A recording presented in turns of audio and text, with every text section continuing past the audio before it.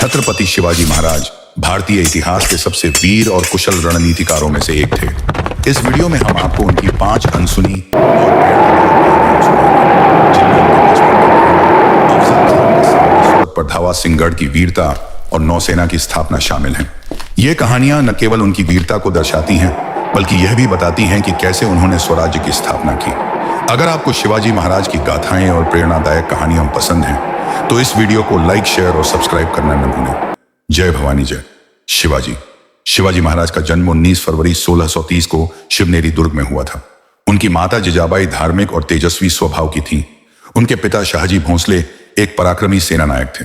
शिवाजी के जन्म के समय भारत पर मुगल शासन का प्रभाव था और दक्षिण में आदिल शाही और निजाम शाही का वर्चस्व था। शिवाजी का बचपन अन्य राजकुमारों की तरह सुख सुविधाओं में नहीं बीता, बल्कि संघर्षों और मातृभूमि की स्वतंत्रता के संकल्प के साथ आगे बढ़ा।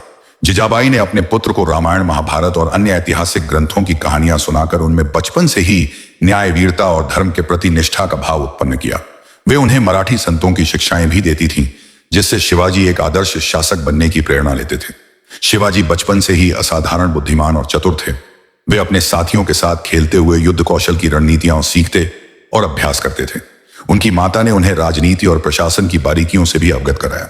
शिवाजी की शिक्षा में तलवारबाजी, घुड़सवारी, धनुर्विद्या और युद्ध नीति का महत्वपूर्ण स्थान था। बचपन से ही वे अन्याय के खिलाफ आवाज उठाने लगे थे। एक बार शिवाजी ने देखा कि गांव के कुछ लोग आदिल शाही सैनिकों द्वारा सताए जा रहे हैं।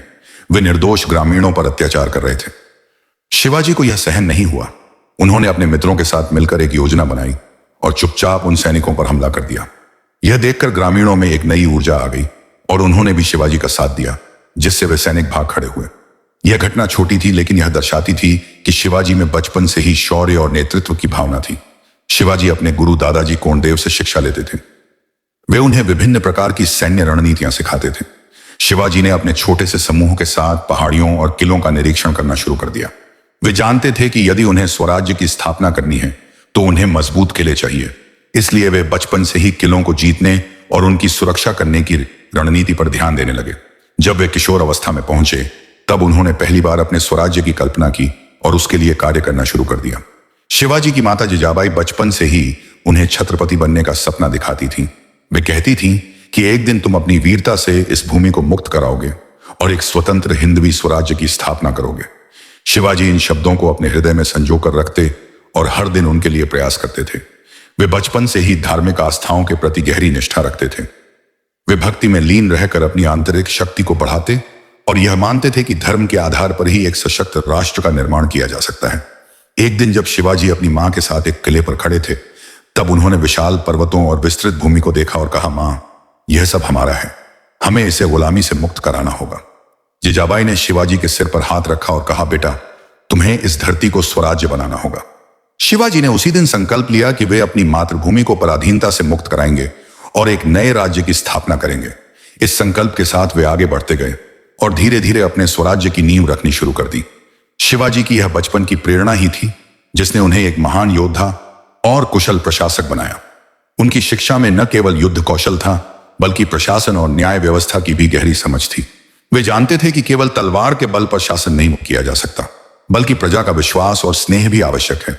इसलिए वे हमेशा अपनी प्रजा के हितों की रक्षा के लिए तत्पर रहते और उनके अधिकारों की सुरक्षा करते। शिवाजी का बचपन संघर्षों और साहस की कहानियों से भरा पड़ा था। वे हमेशा अपने राज्य और धर्म की रक्षा के लिए तत्पर रहते।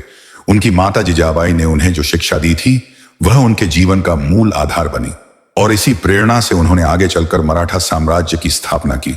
उनकी इस महान यात्रा की शुरुआत बचपन में मिली प्रेरणा और संघर्षों से हुई थी, जिसने उन्हें इतिहास का अमर नायक बना दिया। अगर आपको यह जानकारी पसंद आई हो, तो वीडियो को शेयर करें और अपने विचार कमेंट में बताएं।